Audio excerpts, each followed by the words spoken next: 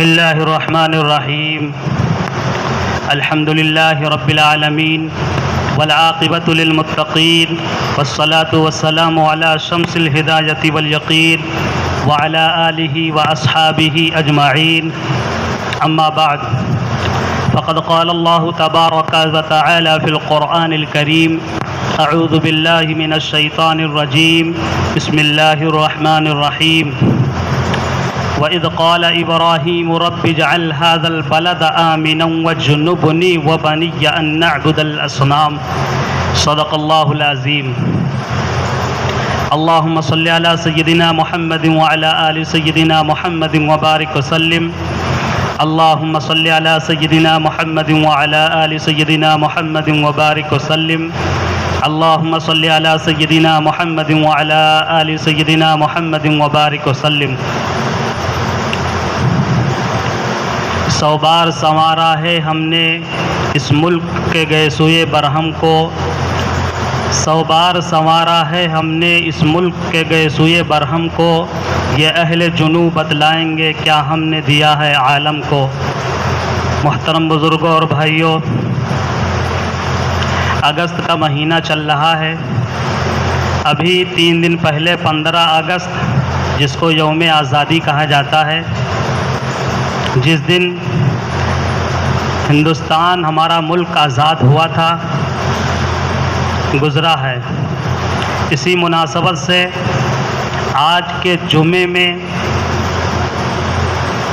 मुल्क की आज़ादी में मुसलमानों का किरदार के उन्वान से कुछ बातें बयान करने की कोशिश की जाएगी।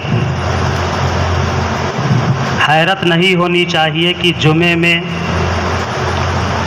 जंगे आज़ादी का तज़किरा, मुसलमानों का तज़किरा, हिंदुस्तान की आज़ादी में नुमाया कारनामा अंजाम देने वालों का तज़किरा मस्जिद में, वो भी जुमे के दिन।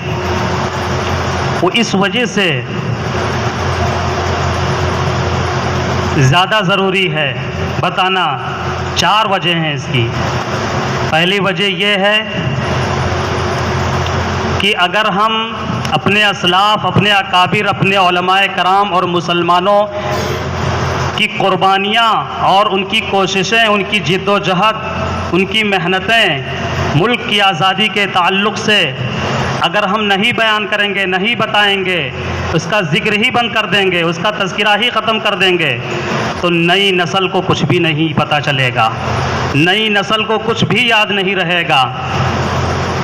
इस जनरेशन तक तो कुछ ना कुछ मालूमात है कि हाँ, हम उलमा ने, मुसलमानों ने मिल कर के मुल्क को आज़ाद कराया है।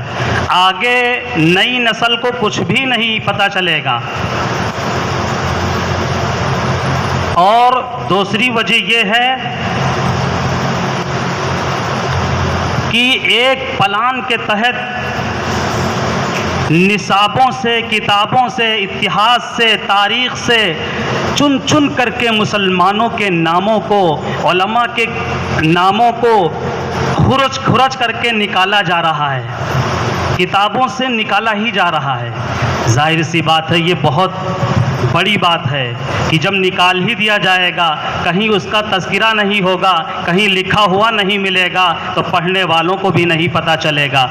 उनको जो पढ़ने में मिलेगा वही समझेंगे कि असल वही चीज़ है। और तीसरी वजह यह है, चूँकि आज के माहौल में और आज के हालात में मुसलमानों को, ख़ास करके दाढ़ी, टोपी, कुर्ता पैजामा उलमा को गद्दार वतन कहा जाता है, देशद्रोही कहा जाता है। इतनी कुर्बानियाँ, जैसा कि बताया जाएगा, उलमा ने दी, मुसलमानों ने दी हिंदुस्तान के लिए, अपने मुल्क के लिए। और आज के माहौल में ये इतना भयानक इल्ज़ाम मुसलमानों पर, उलमा पर देशद्रोही बताया जा रहा है। तो कुछ ना कुछ जब हम अपनी इतिहास को, अपनी तारीख़ को जानेंगे, तो कुछ ना कुछ हम अपना दिफा कर सकेंगे, उनको हम मुंह तोड़ जवाब दे सकेंगे, उनको हवाले और दलाइल के साथ बता सकेंगे।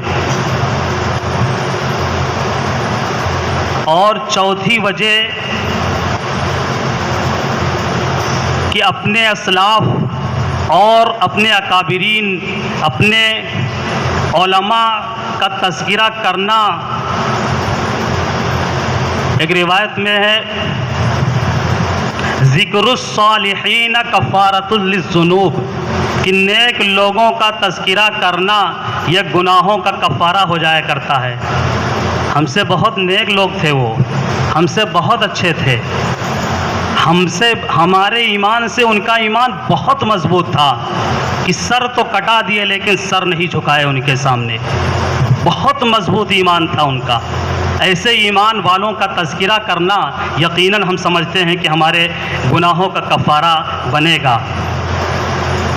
और उलमा तो जिनको कहा गया हदीस में अल उलमा वरसतुल अंबिया, कि ये अंबिया के वारिसीन है उलमा, ऐसे उलमा का तज़किरा करना कोई मायूब बात है, कोई ताज्जुब वाली बात है? बल्कि किसी शायर ने कहा है, अरबी शायर ने, उहिब्बुस्सालिहीन वलस्तु मिनहुम लअल्लल्लाह यरज़ुक़नी सलाहा, कि मैं नेक लोगों से मोहब्बत इसलिए करता हूँ, अच्छे लोगों का तज़किरा इसलिए करता हूँ ताकि हम गुनहगारों में भी अच्छाई आ जाए और अच्छा काम करने की हमें भी तौफ़ीक़ मिल जाए। अच्छे लोगों को बताने से हमें भी अच्छा काम करने की तौफ़ीक़ मिल जाए, ये मकसद है, कोई मायूब बात नहीं है। कितनी कुर्बानियाँ उन्होंने दी, और आज के माहौल में हमें, हमारे ऊपर क्या चश्मा किया जा रहा है। बड़ी ताज्जुब की बात है, आज हम अलिफ बा भी नहीं जानते हैं जंग आज़ादी के ताल्लुक़ से, मुसलमानों और उलमा की कुर्बानियों के ताल्लुक़ से। जानते भी हैं तो कुछ महात्मा गांधी या औरतों, ख़वातीन का जो किरदार रहा है जंग आज़ादी में, झांसी की रानी लक्ष्मीबाई, सरोजनी नायडू, इनका नाम जानते हैं, लेकिन हज़रत बेगम का नाम नहीं जानते हैं, असगरी बेगम का नाम नहीं जानते हैं, बी अम्मा का नाम नहीं जानते हैं, रहीमा बीबी का नाम नहीं जानते हैं, जो जंग आज़ादी में इतना ज़बरदस्त किरदार इन औरतों ने, मुसलमान औरतों ने अदा किया है कि अंग्रेज़ों ने उनको सूली पे लटका दिया। ये इतिहास, ये तारीख़, बड़ी बड़ी तारीख़ हम नहीं जानते हैं। आज औरंगज़ेब का इतना बड़ा मुद्दा बनाया गया है। 50 साल हुकूमत करने वाला शख्स, जिसके बारे में सही दलील के साथ, हवाले के साथ लिखा हुआ है, और किसी और, अगर किसी मुसलमान ने लिखा होता औरंगज़ेब के ताल्लुक़ से तो कुछ कहा जा सकता था। एक गैर मुस्लिम डॉक्टर राम पुनियानी हैं, उनके बहुत से वीडियोज़ यूट्यूब पे औरंगज़ेब के ताल्लुक़ से मिल जाएंगे। बड़ा मोतबर नाम है डॉक्टर राम पुनियानी का, उसने औरंगज़ेब के ताल्लुक़ से लिखा है कि 50 साल हुकूमत इस मुल्क में, हिंदुस्तान में औरंगज़ेब आलमगीर रहमतुल्लाहि अलैह ने की है। एक पैसा भी मुल्क के ख़जाने का इस्तेमाल अपनी ज़ात पर नहीं किया है। टोपी बुनते थे और किताबत करते थे, वही उनका ज़रिए माश था। इसके अलावा उन्होंने,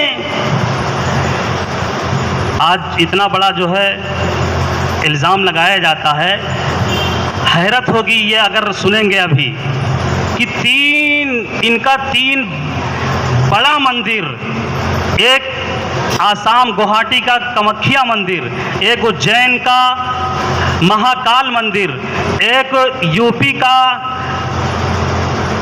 राम लक्ष्मण मंदिर, ये 3 मंदिर बड़ा मंदिर है। इन मंदिरों में बाकायदा लिखा है कि औरंगज़ेब आलमगीर रहमतुल्लाहि अलैह हुकूमत के फंड से ताउन करते थे और हुकूमत के फंड से पैसा जाता था। मुसलमानों ने हिंदुस्तान को क्या दिया? अरे आज ताजमहल जो शाहजहां बादशाह ने बनवाया, वो ताजमहल दुनिया के 7 अजायब में से एक अजूबा माना जाता है, और उससे मौजूदा हुकूमत मुल्क को जो फ़ायदा पहुंच रहा है ताजमहल से, पैसे के ज़रिए से, ये क्या फ़ायदा? जब तक रहे तब तक सोने का चिड़िया बनाया, कोई किसी तरह का कोई झगड़ा नहीं, कोई नफरत का माहौल नहीं, कोई मजहबी जंग नहीं, कोई जुमले नहीं, कोई टार्चर नहीं, कोई मॉब लिंचिंग नहीं। मुसलमान 800 साल हुकूमत इस तरह से हिंदुस्तान के अंदर करते रहे, कोई किसी तरह का कोई बिगाड़ नहीं, कोई बता नहीं सकता कि कोई दंगा और फसाद हिंदू मुस्लिम का हुआ हो। उन्होंने मुल्क के लिए क्या दिया? अरे वो जब तक थे तब तक देते रहे, मर गए तब भी दे रहे हैं। ताजमहल में डबल टिकट है, एक तो ताजमहल का टिकट है और एक तो मकबरा यानी कब्र पे जाने का, वहाँ पहुँचने का भी अलग से टिकट है। लेटे हुए हैं फिर भी हुकूमत मुल्क को फ़ायदा पहुँचा रहे हैं। लाल किले में टिकट लग रहा है, लाल किले से कितना फ़ायदा हो रहा है? मुसलमानों ने लाल किले को बनाया। हुमायूं का मकबरा हमीदा बेगम ने अपने शौहर की याद में बनवाया, हुमायूं का मकबरा में भी टिकट लग रहा है, उसका पैसा भी हुकूमत मुल्क को जा रहा है। ये मुल्क को फ़ायदा जब तक जिंदा थे तब तक पहुंचाया, मर गए तब भी फ़ायदा पहुंचा रहे हैं।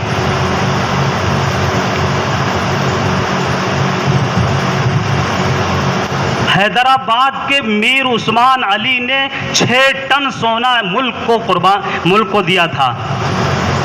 ये मामूली बात है? 6 टन सोना इस मुल्क को दान किया था मीर उस्मान अली हैदराबाद के।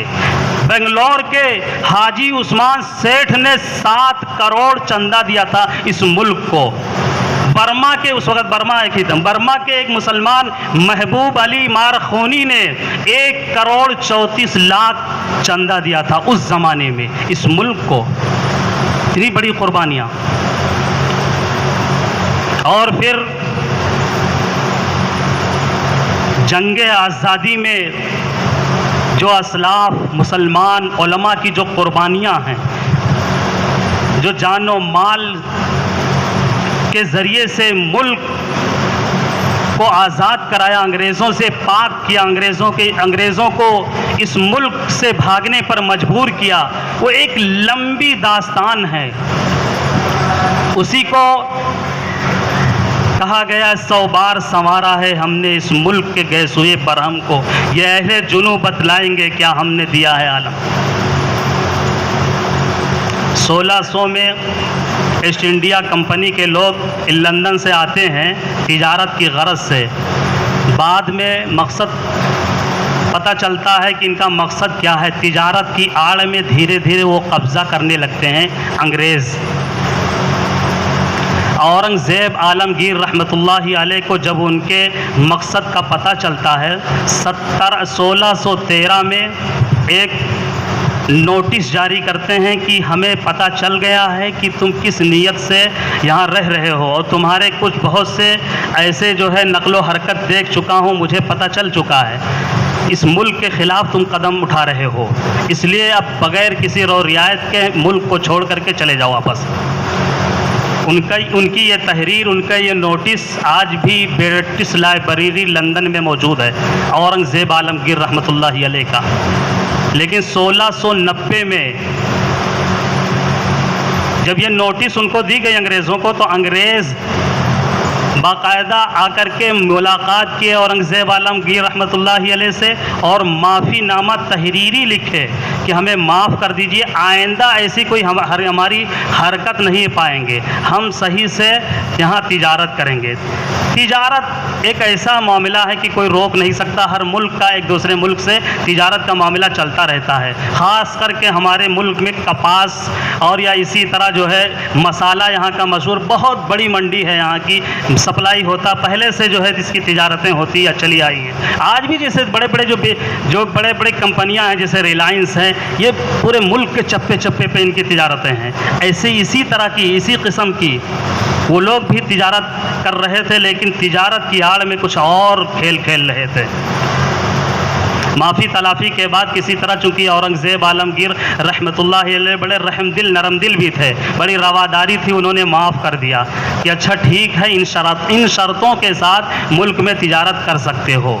1790 में जब औरंगज़ेब आलमगीर रहमतुल्लाहि अलैह का 1690 में जब इंतकाल हो गया, तो बाकायदा अंग्रेज़ों ने खुशी जश्न मनाया और ख़ुशी का इजहार किया कि अब मुल्क पे आसानी से हम कब्ज़ा कर लेंगे, क्योंकि हज़रत औरंगज़ेब आलमगीर रहमतुल्लाह अलैह बहुत सख्त है।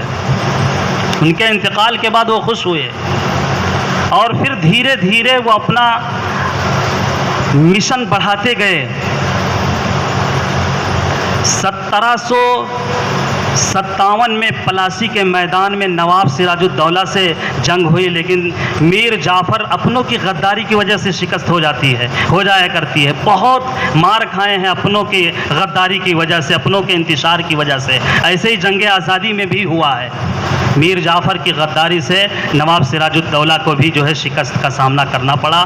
फिर टीपू सुल्तान ने महाज संभाला और 1799 में मीर सादिक की, वहाँ मीर जाफ़र, यहाँ मीर सादिक जो बहुत अहम रुतबे मर्तबे पे था, इसने भी गद्दारी की और इसकी गद्दारी की वजह से टीपू सुल्तान शहीद रहमतुल्लाहि अलैह 1799 में ये कहते हुए शहीद हो गए कि गीदड़ की 100 साला ज़िंदगी से शेर की एक दिन की ज़िंदगी बेहतर है।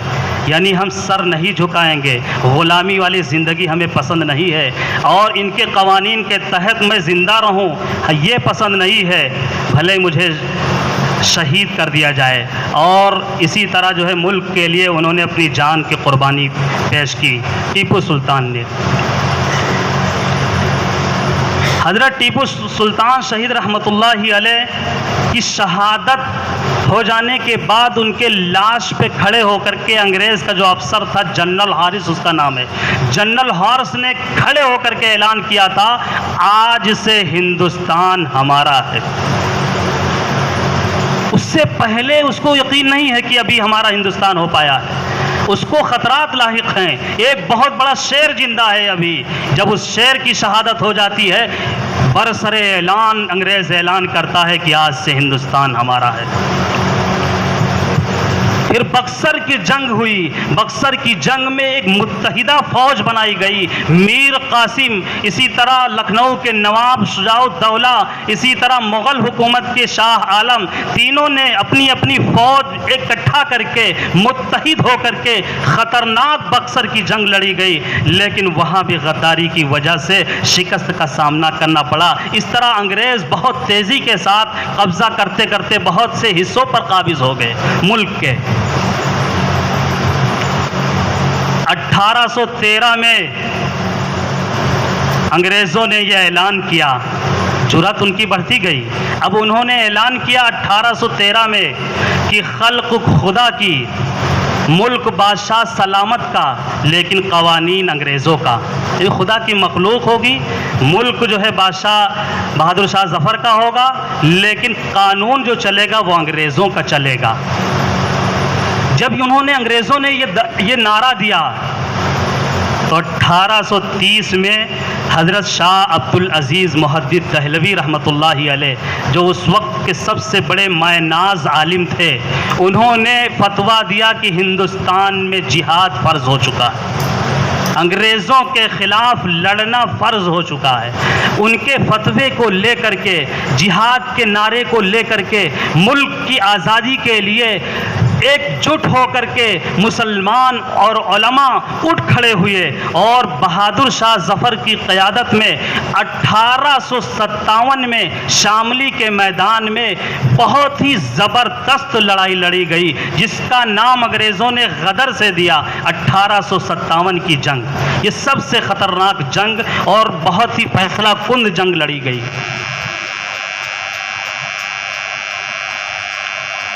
लेकिन अल्लाह का फैसला, इस जंग में भी शिकस्त का सामना करना पड़ा। 1857 की शिकस्त के बाद अंग्रेज़ों ने जब बदला लेना शुरू किया है, ख़ास करके मुसलमान और उलमा, चूँकि सबसे पेश थे जंग आज़ादी में, सबसे आगे थे, सबसे ज़्यादा सितम और सबसे ज़्यादा मुसीबतें और सबसे ज़्यादा परेशानियां अंग्रेज़ों के तरफ से जो ढाई गई हैं और जिन परेशानियों का सामना करना पड़ा, उलमाए कराम थे, मुसलमान थे। बहादुर शाह ज़फ़र की क़यादत थी उस जंग में। बहादुर शाह ज़फ़र को यह सज़ा दी गई कि उनके 4 लड़के को ज़बह करके सर दस्तरखान पे एक तश्तरी में रख करके सजाया गया और बुलाया गया खाने के लिए बहादुर शाह जफ़र को। बाप जब कपड़ा हटाता है देखता है कि अपने ही बेटों का सर कटा हुआ रखा है, बाप के दिल पे क्या गुजरा होगा ये तो कहने और सुनने के लिए बहुत आसान मालूम होता है, लेकिन बाप के सामने बाप ही के बेटों का लख्ते जिगर और उनके नूरे नज़र के सर कटे हुए सामने रखे हुए हों, क्या कैफियत होगी। बहादुर शाह जफ़र थे, उन्होंने इतना सिर्फ कहा कि ऐसे ही तैमूर की नस्ल सुरखरू होकर कामयाब होकर अपने बाप का सामना करती है। और फिर रंगून में उनको जिला वतन मुल्क से भगा दिया गया, अंग्रेज़ों ने उनको बाहर कर दिया, बर्मा में जाकर के उनको पनाह लेनी पड़ी बहादुर शाह जफ़र को। उनकी कब्र भी बर्मा ही में है। मुल्क के वज़ीर आज़म भी कई साल पहले बर्मा गए थे तो वहाँ बहादुर शाह जफ़र की कब्र पे पहुँच करके चादर चढ़ा करके आए हैं इस मुल्क के वज़ीर आज़म। बहादुर शाह जफ़र जिन्होंने कहा था लगता नहीं है दिल मेरा उजड़े दयार, किसकी बनी है आलम नापायदार में। उम्रे दराज मांग के लाए थे 4 दिन, 2 आरज़ू में कट गए 2 इंतज़ार में। कितना है बदनसीब ज़फ़र दफन के लिए 2 गज़ ज़मी भी मिल न सकी कोई यार। 1866 में फिर 1857 की जंग और उसके बाद फिर मुसीबतों पे मुसीबतें, परेशानियों पे परेशानियां। टॉमसन की रिपोर्ट के एतबार से लिखा है, अंग्रेज़ी की एक किताब है टॉमसन, उसने लिखा, अंग्रेज़ ने लिखा है कि इस तरह से उलमा को फांसी पे लटकाया गया था कि दहली की चांदनी चौक से लेकर के पाकिस्तान में खैबर है वहाँ तक के जितने रास्ते के जितने पेड़ लगे हुए थे रास्ते के दोनों तरफ, उन पेड़ों पर लटक रही थी लाशें मुसलमानों की और उलमा की, और उन लोगों की जो जंग में 1857 की जंग में शरीक थे। तोप जगह जगह बड़े बड़े चौक पे लगाए गए थे अंग्रेज़ों की तरफ से। उन तोप के दहानों पे एक आलिम को बुलाया जाता, एक मुसलमान को, एक जंग आज़ादी के मतवालों को बुलाया जाता और वहाँ बांधा जाता। बांध करके उसके बाद फिर उड़ा दिया जाता, बोटियाँ बिखर जाया करती थी। इस तरीक़े से अंग्रेज़ों ने जुल्म किया है मुल्क के आज़ादी के लिए कुर्बानियाँ देने वालों पर। 1866 में फिर दारुल उलूम देवबंद की बुनियाद रखी गई। फिर देवबंद में हेडक्वार्टर बनाया गया, जिहाद का मरकज़ बनाया गया कि यहाँ से अब फिर नई तवानाई, नया जोश, नया वलवला लेकर के मुल्क को आज़ादी के लिए फिर से हम एक तरतीब बनाओ सब बनाएंगे। वहाँ से चुनांचे मुजाहिदीन इस्लाम, मुजाहिदीन आज़ादी और बहुत से हिंदुस्तान को आज़ाद कराने वाले मतवाले तैयार हुए और वहाँ से फिर बड़ी बड़ी तहरीकें चलाई गई। तहरीक रेशमी रुमाल चलाई गई, जिसके पादाश में हजरत शेखुल हिंद को 2.5 साल माल्टा के जेल में रहना पड़ा।